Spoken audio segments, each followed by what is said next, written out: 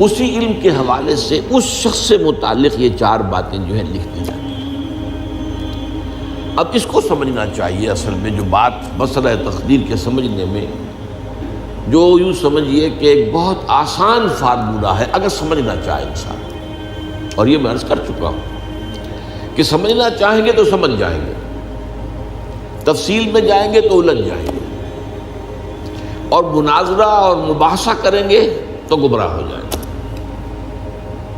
چنانچہ اسی پر میں حدیث آپ کو سنا چکا ہوں کہ ایک مرتبہ حضرت ابو ہریرہ فرماتے ہیں کہ حضور صلی اللہ علیہ وسلم برآمد ہوئے اپنے حجرے سے، اور ہم مسجد کے گوشے میں بیٹھے ہوئے تقدیر کے بارے میں بحث کر رہے تھے، تو آپ شدید ناراض ہوئے، اور اس قدر آپ کا چہرہ مبارک غصے کی وجہ سے سرخ ہو گیا کہ ایسے محسوس ہوا جیسا آپ کے گالوں میں انار کا رس جو ہے وہ ڈال دیا گیا ہے، وہ اس کے اوپر بہا دیا گیا، وہ سرخ قندھاری انار، اس کا تصور کیجئے، وہ عام تو انار نہیں جس کے اندر وہ رنگ نہیں ہوتا۔ پھر آپ نے فرمایا غصے سے، کیا تمہیں اس بات کا حکم دیا گیا؟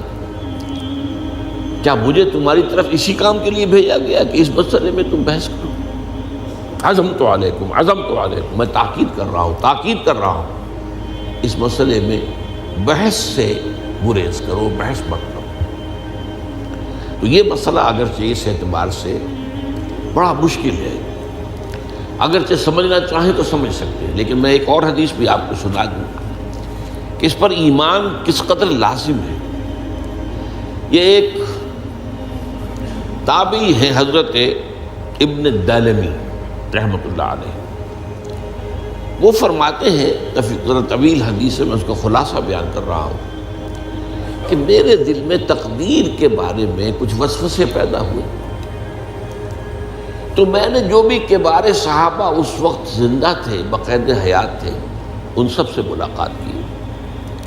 ابی ابن کعب رضی اللہ تعالیٰ عنہ، جن کے بارے میں حضور نے فرمایا ہے کہ اقرأہم ابی ابن کعب، میرے صحابہ میں قرآن کا سب سے بڑا عالم ابی ابن کعب۔ ان کے علاوہ عبداللہ ابن مسعود کے پاس بھی میں گیا رضی اللہ تعالیٰ عنہ، جن کی حدیث ہم پڑھ رہے ہیں۔ حذیفہ بن یمان کے پاس میں گیا رضی اللہ تعالیٰ عنہ۔ ان سب نے ایک بات یہ کہی کہ دیکھو، ایک بات تو یہ جان لو کہ اللہ تعالیٰ کی قدرت سب شے پر حاوی ہے۔ اللہ تعالیٰ اگر لو ان اللہ عذب اہل سماواتہ و اہل ارضہ عذبہم وہو غیر ظالم لہم، اللہ اگر تمام آسمان والوں کو اور تمام زمین والوں کو عذاب دے تو اسے عذاب دینے کا حق حاصل ہے، وہ عذاب دے سکتا ہے بغیر اس کے کہ ہم کہیں کہ وہ ظالم ہے۔ تمام زمین والے اور تمام آسمان والوں میں تو نیکوکار بھی آ گئے۔ یہ اصل میں ایک بڑا اہم مسئلہ ہے کہ جو ہمارے اور معتزلہ کے درمیان مختلف فی ہے۔ معتزلہ ہی کے انداز میں اہل تشیع کا عقیدہ بھی ہے کہ اللہ پر عدل واجب ہے، اہل سنت کے نزدیک اللہ پر کوئی شے واجب نہیں، اللہ کا اختیار مطلق ہے، جو چاہے کرے۔ چنانچہ وہ ظالم کو معاف کر سکتا ہے جب چاہے، اور وہ کسی اچھے آدمی کو عذاب دے سکتا ہے جب چاہے۔ یغفر لمن یشاء ویعذب من یشاء واللہ علی کل شیء قدیر۔ یہ سورہ بقرہ کی آخری آیت میں ہے کہ آیات میں سے ہے، لاسٹ بٹ 3 آیت میں۔ تو اس اعتبار سے اللہ کا ایک تو اختیار مطلق ہے۔ پھر میں زید ابن ثابت کے پاس گیا تو انہوں نے یہی بات مرفوعاً بیان کی کہ میں نے خود حضور سے سنی ہے یہ بات۔ باقی 3 صحابہ کے بارے میں تو وہ کہتے ہیں کہ انہوں نے گویا کہ اپنی رائے کا اظہار کیا، اور اگر اللہ تعالیٰ چاہے لو رحمہم، تمام آسمان والوں اور تمام زمین والوں کو بخش دے اور رحم کرے، لکانت رحمتہ خیرا لہم من اعمالہم، تو اس کی رحمت جو ہے وہ یقیناً لوگوں کے اعمال سے بہت بالا ہے، بلند و برتر ہے، تو جو چاہے کرے۔ وہ ابو جہل کو بخش دے، کون اعتراض کر سکے گا؟ اور وہ کسی سے بڑے شخص کو جو ہے وہ عذاب دے، کون اعتراض کر سکتا ہے؟ اس اعتبار سے پھر انہوں نے فرمایا وَلَوْ أَنفَقْتَ مِثْلَ أُحَدٍ ذَهَبًا اور دیکھو ابن الدیلمی جان لو، اگر تم احد کے پہاڑ کے برابر سونا اللہ کی راہ میں خرچ کرو گے فی سبیل اللہ ما قبل اللہ منک حتی یؤمن بالقدر، اللہ تعالیٰ اسے تم سے قبول نہیں کرے گا جب تک کہ تم تقدیر پر ایمان نہیں رکھو۔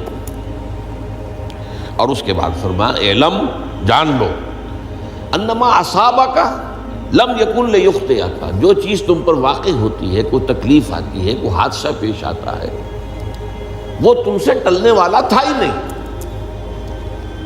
مطلب یہ کہ تم سوچو کاش میں یوں نہ کرتا، یوں کر دیتا، اگر یہ ہو جاتا، وہ ہو جاتا تو میں بچ جاتا، نہیں، وہ تو آنے والی بات تھی، وہ اللہ کی کتاب، وہ اللہ تعالیٰ کے علم قدیم کے اندر پہلے سے لکھا ہوا تھا، تو موجود ہے، تو وہ تو آنی ہی آنی تھی۔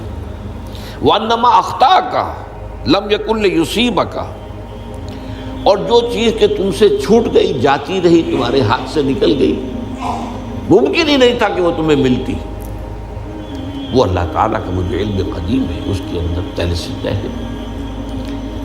وَلَوْ مِتَّ عَلَىٰ غَيْرِ هَٰذَا لَدَخَلْتَ النَّارَ، اگر دیکھو تم غور سے سن لو، اگر اس عقیدے کے سوا کسی اور پر تمہاری موت واقع ہوئی تو جہنم میں داخل ہو جاؤ۔ تو یہ اس ایمان بالقدر کی اہمیت کا معاملہ۔ اب اس کے لیے جو میں کہہ رہا تھا کہ ایک فارمولہ جو سمجھ میں آ سکتا ہے وہ یہ ہے، انگریزی کی جو اصطلاحات کے حوالے سے پہلے میں واضح کروں گا، وہ ذرا زیادہ واضح ہے۔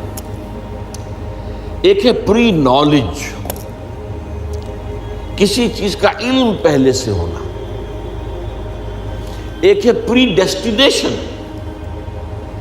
کسی شے کا پہلے سے طے پا جانا۔ ان دونوں میں گڑبڑ کا نہیں کرنا چاہیے۔ اللہ کا علم قدیم اس کے جبر کو مستلزم نہیں ہے، اس کا علم ہے یہ کہ تم یہ کرو گے، اس کا مطلب یہ نہیں ہے کہ تم اس کے جبر کے تحت کر رہے ہو۔ اس کی ایک سادہ سی مثال میں دیا کرتا ہوں، پھر میں عرض کروں گا، سمجھنا چاہیں تو یہ فارمولہ بہت کافی ہو جائے۔ آپ کسی بچے کے سامنے کوئی کھلونا ڈال دیں، آپ کو تقریباً یقین ہے وہ متوجہ ہوگا، اسے اٹھائے گا۔ ہو سکتا ہے بچہ کسی اور دھن میں ہو اس وقت، ادھر اس کی توجہ کسی اور کو نہ اٹھائے۔ اگر وہ اٹھا لیتا ہے تو آپ کے مجبور کرنے سے تو اس نے نہیں اٹھایا، اس نے تو اٹھایا ہے اپنے انسٹنکٹ کے تحت کہہ لیں، اپنے ارادے کے تحت کہہ لیں، آپ مجبور تو آپ نے کی۔ لیکن اللہ تعالیٰ کا جو اندازہ ہوتا ہے، وہ اندازہ قدر کے معنی اندازہ بھی ہے، میں بیان کر چکا ہوں آپ کو۔ اس کا جو علم قدیم ہے وہ غلط ثابت نہیں ہو سکتا، ظاہر بات ہے کہ پھر تو اعلیٰ کل شیء علیم وہ ہے ہی، اس کا علم قدیم جو ہے اس میں کوئی خطا نہیں ہو سکتی۔ یہ ہے در حقیقت پری نالج اور پری ڈیسٹینیشن، دونوں کے اندر فرق کر لیا جائے، یہ جبر نہیں ہے۔